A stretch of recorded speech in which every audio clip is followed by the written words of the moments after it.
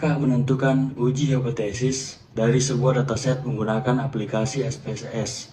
Namun, sebelum melakukan uji hipotesis, sebuah data harus terlebih dahulu melakukan uji asumsi klasik. Langkah-langkahnya adalah yang pertama, buka dataset dari MS Excel dan buka aplikasi SPSS. Yang kedua, pada SPSS, klik New Dataset setelah terbuka lembar. Kemudian caranya adalah memasukkan dataset dari Excel ke dalam SPSS dengan cara mengcopy atau mengimpor langsung file.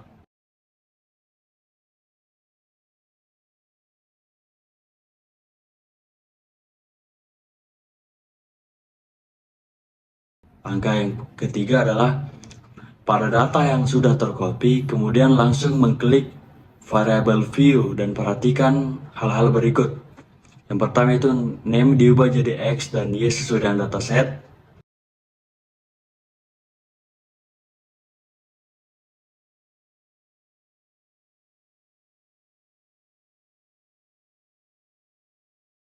Lalu bagian yang tidak akan terhitung maka string, jika dihitung maka numerik.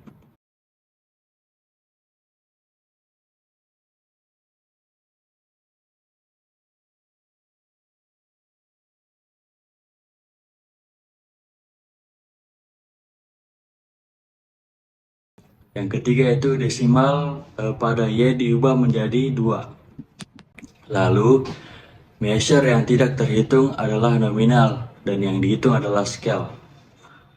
Yang keempat yaitu setelah data disetting maka siap untuk melakukan uji asumsi klasik. Yaitu klik analyze lalu descriptive statistik. Pindahkan semua ke variabel. Kemudian klik option checklist semua yang dibutuhkan, lalu klik OK, maka akan tampil pada output berikut.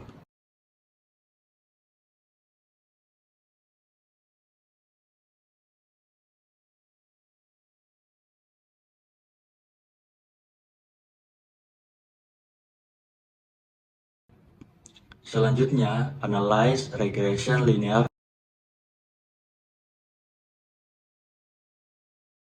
Pindahkan Y ke dependent, X1 dan X2 ke independent. Lalu klik statistik, checklist model fit, square, collinearity, Durbin-Watson. Lalu continue. Lalu klik plots, checklist histogram dan nominal. Lalu klik save. Pada residual klik unstandardized.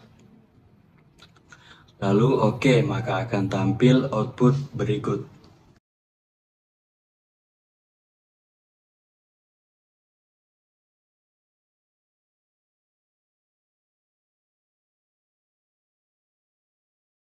Lalu analyze non-parametric test, legasi dialog 1 sampel KS, pindahkan unstandardized, lalu klik OK. Lalu transform compute variable. Pada target variabel di sisi RES2 6x klik function group lalu function and special klik 2 kali ABS sehingga muncul seperti pada 6x. Selanjutnya yaitu klik tanda tanya lalu klik unstandardized, pindahkan ke 6x sehingga muncul. Lalu ketik ABS RES, lalu klik OK, maka akan muncul RES 2 pada dataset. Lalu klik lagi analyze regression linear.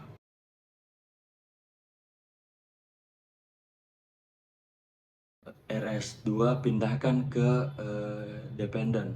Lalu klik statistik, checklist estimates, model fit, dan covariance matrix.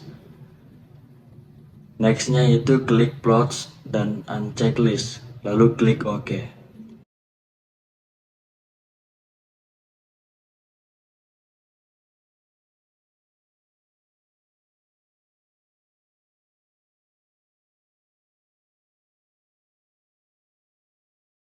Lalu pada bagian yang kelima atau langkah yang kelima, untuk melihat uji asumsi klasik maka buka output. Nah, mari kita perhatikan. Yang pertama itu uji yang pertama yaitu uji normalitas. Histogram, syarat kurva harus menggunung maka data berdistribusi normal. Berdasarkan dataset yang telah dihitung, ternyata kurva menggunung maka data berdistribusi normal. Yang kedua, p-plot. Garis harus berbentuk diagonal sehingga data berdistribusi normal. Lalu Kolmogorov, Smirnov, syarat jika nilai sig lebih besar dari 0,05 maka data berdistribusi normal, dan hasil dari perhitungan dataset kita menunjukkan sama dengan 0,200 lebih besar dari 0,05 maka normal. Langkah selanjutnya adalah uji multikolinearitas. Syarat yang pertama, nilai toleransi lebih dari 0,10 maka tidak terjadi multikolinearitas. Yang kedua, nilai VIF kurang dari 10 maka tidak terjadi multikolinearitas. Hasilnya, yang pertama ada nilai toleransi 0,793 lebih dari 0,10 maka disimpulkan model terbatas dari multikolinearitas. Yang kedua ada nilai VIF 1,260 kurang dari 10,00 maka disimpulkan model terbebas dari multikolinearitas. Langkah selanjutnya adalah uji heteroskedastisitas. Langkah yang pertama ada scatter plot dependent variable Y. Syaratnya, jika titik-titik menyebar secara acak, baik di atas maupun di bawah, artinya tidak terjadi heteroskedastisitas dan model regresi layak untuk digunakan. Hasilnya, scatter plot menunjukkan titik-titik menyebar secara acak, baik di atas maupun di bawah. Maka dapat disimpulkan bahwa model penelitian terbebas dari heteroskedastisitas. Yang kedua, ada uji Glatzer atau tabel koefisien residual. Jika nilai sig lebih dari 0,05, maka model terbebas dari heteroskedastisitas. Hasilnya adalah nilai sig 0,04 lebih dari 0,05. Disimpulkan bahwa model terbebas dari heteroskedastisitas. Langkah selanjutnya yaitu ada uji autokorelasi. DL dan DU cari di tabel Durbin-Watson dengan keterangan K. Jumlah variabel independen, N. Jumlah sampel, D. Nilai Durbin-Watson. K sama dengan 2, N sama dengan 100, DU sama dengan 1,6000. 4 kurang DU. 4 kurang 1,6000 sama dengan 2,4000. D sama dengan 1,736, DL sama dengan 1,3908. Syaratnya, yang pertama, jika nilai D kurang dari DL atau lebih dari 4 kurang DU, maka terdapat autokorelasi dalam model. Yang kedua, jika nilai D terletak di antara DL atau 4 min DU, maka model terbebas dari autokorelasi. Dan syarat yang ketiga, jika nilai D terletak di antara DL dan DU, atau di antara 4 min DU dan 4 min DL, maka tidak menghasilkan kesimpulan yang pasti. Hasilnya yaitu DL 1,3908 kurang dari D 1,736 kurang dari 4 min DU 2,400. Sehingga disimpulkan model terbebas dari autokorelasi. Setelah uji asumsi klasik dan data dinyatakan normal, maka selanjutnya adalah uji hipotesis. Uji hipotesis sebagai berikut. Selanjutnya adalah uji hipotesis. H1. Produktivitas mempengaruhi terhadap kinerja. H2. Kepuasan kerja mempengaruhi terhadap kinerja.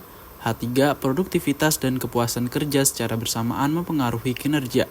H0-nya tidak terdapat pengaruh antara produktivitas dan kepuasan kerja terhadap kinerja. Uji hipotesis yang pertama adalah regresi linear berganda. Berdasarkan tabel koefisien, Y sama dengan A tambah B X1 tambah B X2 menghasilkan data berikut. Maka interpretasinya adalah setiap penambahan satu variabel produktivitas akan menambah kinerja 0,018. Setiap penambahan satu variabel kepuasan kerja akan menambah kinerja 0,038. Dan saat variabel produktivitas dan kepuasan kerja bernilai 0, maka nilai kinerja 0,020. Yang selanjutnya adalah uji T. Syarat, jika nilai signifikan lebih kecil dari 0,05 atau nilai T hitung lebih besar dari T tabel, maka terdapat pengaruh variabel X terhadap variabel Y. T tabel alpha n min K.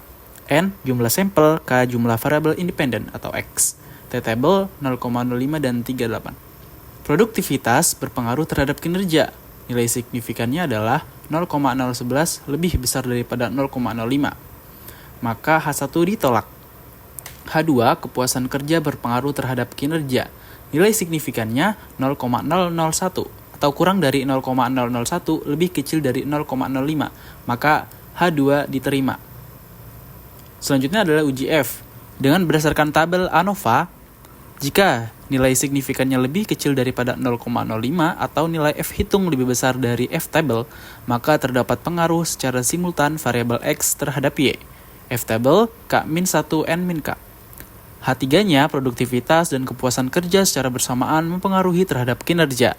Nilai signifikan 0,001 lebih kecil daripada 0,05 sehingga terdapat pengaruh motivasi dan lingkungan secara bersama-sama terhadap kinerja. Selanjutnya adalah akan menghitung koefisien dan determinasi. Besarnya pengaruh X terhadap Y, di mana sisanya dipengaruhi oleh faktor lain. Berdasarkan tabel model summary, R square-nya adalah 0,718 yang merupakan nilai X yang mempengaruhi Y.